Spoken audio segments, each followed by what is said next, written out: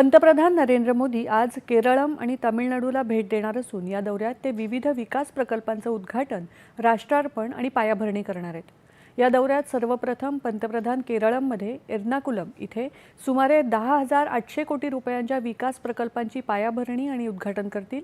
तसंच Bharat petroleum corporation लिमिटेडच्या Kochi refinery इथे पॉलीप्रॉपिलिन युनिटची पायाभरणी करतील। याशिवाय पंतप्रधान 2 प्रमुख महामार्ग प्रकल्पांचं उद्घाटन करणार आहेत। त्यानंतर दौऱ्याच्या दुसऱ्या टप्प्यात ते तमिळनाडूमध्ये तिरुचिरापल्ली इथे सुमारे 5,650 कोटी रुपयांच्या अनेक विकास प्रकल्पांचं उद्घाटन, राष्ट्रार्पण आणि पायाभरणी करणार आहेत। यामध्ये पेट्रोलियम आणि नैसर्गिक वायू पायाभूत सुविधा, ग्रामीण संपर्क, महामार्ग विकास आणि रेल्वे सेवा यासारख्या प्रमुख क्षेत्रांमधील प्रकल्पांचा समावेश आहे।